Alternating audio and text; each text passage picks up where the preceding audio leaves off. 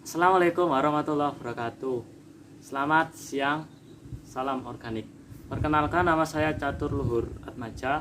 Di channel ini kita akan berbagi sharing, sama-sama belajarlah tentang seputar pertanian organik. Tentunya kita itu di masa pandemi ini harusnya kita melakukan kegiatan-kegiatan yang lebih positif ya. Salah satunya yaitu menanam di kebun kita, di pekarangan kita seadanya saja. Itulah pertanian organik. Oke, tema pada kali ini yaitu cara membuat kompos. Waduh, cara membuat kompos. Kompos ini mudah sekali ya caranya. Cara membuat kompos yang mudah dan bahannya itu pun mudah sekali didapatkan. Ada di sekitar kita. Kita manfaatkan apa aja yang ada di sekitar kita. Apa aja bahannya, yaitu ada kohe, ada kotoran hewan. Kotoran hewan ini terserah ya. Mau kotoran hewan, kelinci, kambing, sapi, ayam, terserah. Karena saya punyanya hanya seriti, kotoran seriti, jadi saya pakai kotoran seriti ini. Ini dua bagian kotoran hewan, satu bagian tanah, satu bagian sampah-sampah kering seperti daun, rumput yang sudah kering, dan ini limbah dapur. Bisa buah, bisa sayur, bisa rerumputan yang kita ambil di kebun kita ya, terserah. Karena ini organik semua. Mengapa memakai tanah? Karena menurut saya tanah ini selain sebagai penstabil suhu, di dalam tanah ini terdapat bakteri pengurai yang memang sudah bisa beradaptasi di lingkungan kita, ada di pekarangan kita. Jadi ketika digunakan untuk melakukan pengomposan, ini pasti akan optimal pengomposannya. Ya karena memang sudah ada bakteri yang bagus. Terus kalau ada yang tanya, Bang, Dek, kalau saya nggak punya kohe gimana? Ya nggak apa-apa, nggak pakai kohe nggak apa-apa, aman. Karena kohe ini tidak wajib, ini cuma penambah nutrisi saja. Oke, bagaimana caranya? Oke.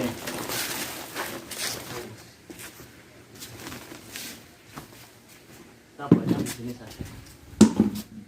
Pertama buat lapisan kotoran hewan dahulu, kalau punya. Videonya saya, wah, nah gini kan, ini kelihatan semua ya. Kotoran hewan taruh sini. Sebelumnya dikasih aspal, terpal dulu juga boleh, di tanah juga boleh, terserah. Setelah itu sampah ini, sampah kering, kita buat berlapis agar proses dekomposisi ini menjadi lebih merata, karena berlapis-lapis ini tipis. Setelah itu kita kasih tanah.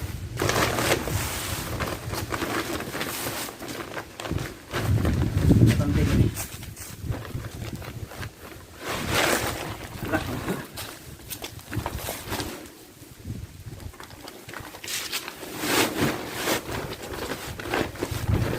sudah cukup.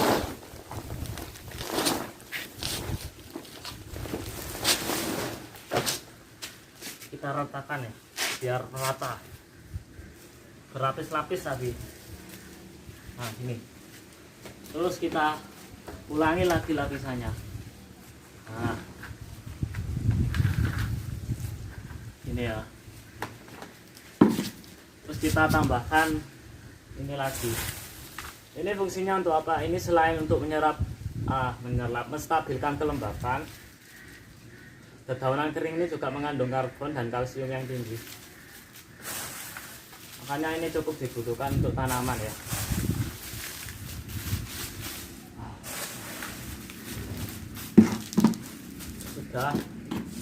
Kita tambahkan tanah lagi, terus ulangi sampai habis bahannya ya.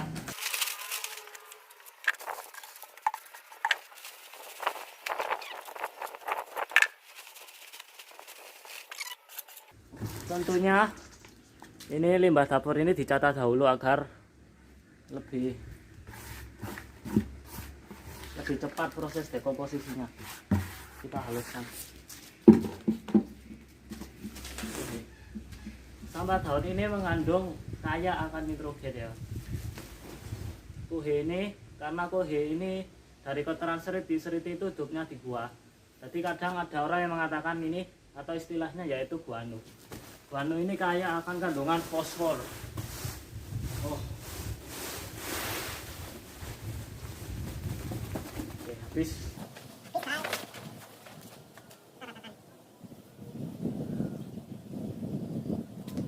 Setelah itu kita akan membuat larutan dekomposernya. Oke.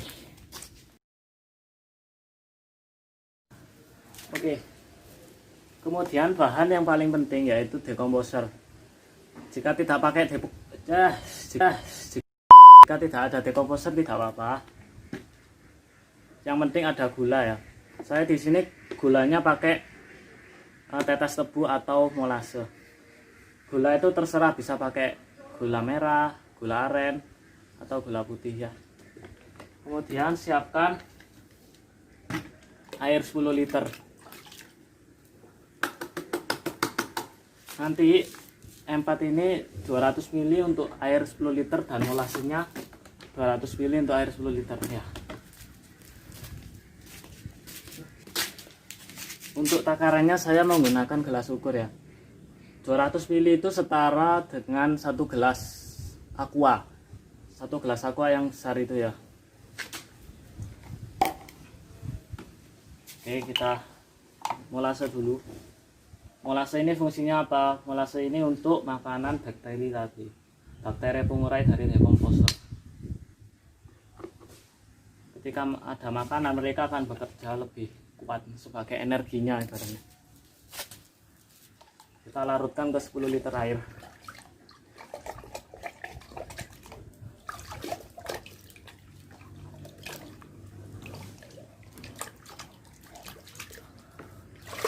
Oke.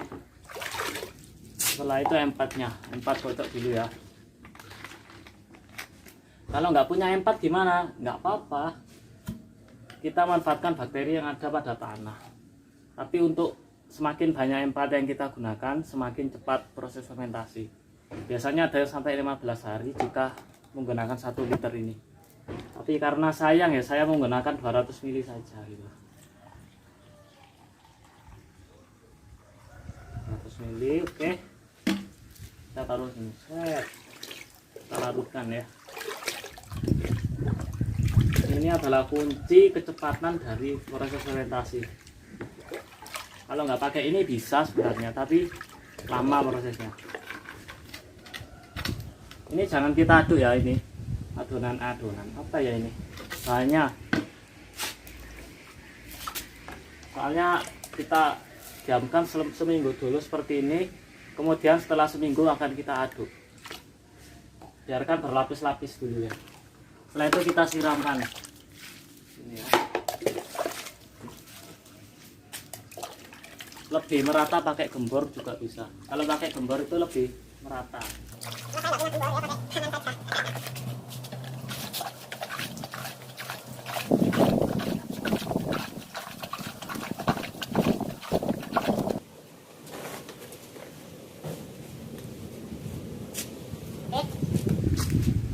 Setelah selesai semua akan kita tutup dengan terpal. Oke, tutup dulu, skip. Oke, setelah kita tutup nanti akan kita diamkan selama seminggu. Setelah seminggu akan kita aduk-aduk, terus kita tambahkan air jika keadaannya kering. Kemudian nanti akan kita update ya bagaimana kondisinya setiap seminggu sekali. Jadi video ini akan diupload setiap seminggu sekali mengikuti keadaan ini. Bagaimana perkembangannya. Perkiraan saya bokasi atau kompos ini itu akan matang sekitar 1 bulan. Seharusnya sekitar 1 bulan. Nanti seperti jerami, dedaunan kering sama hijauan itu nanti akan terurai sempurna. Akan saya ulangi lagi bahannya seperti apa. Bahannya antara lain yaitu kohe atau kotoran hewan, itu terserah kotoran hewan apa saja. Itu 2 bagian. Kemudian tanah 1 bagian. hijauan, entah itu limbah dapur, limbah pasar atau buah-buahan, itu satu bagian. Kemudian dedaunan kering itu satu bagian. Untuk takarannya terserah, tidak harus memakai karung. Anda bisa menggunakan satuan seperti kaleng gini. Berarti kalau kohe 2 bagian ya 2 kaleng ini, tanah 1 kaleng gitu, seterusnya.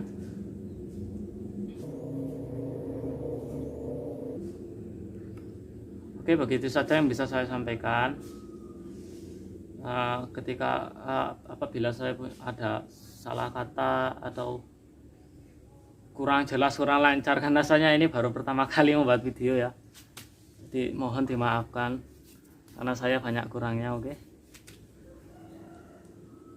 terus support saya dengan cara subscribe, like, dan komen, share jika memang video ini bisa membantu sahabat-sahabat yang ingin berkebun di pekarangan. Wassalamualaikum warahmatullahi wabarakatuh. Selamat mencoba.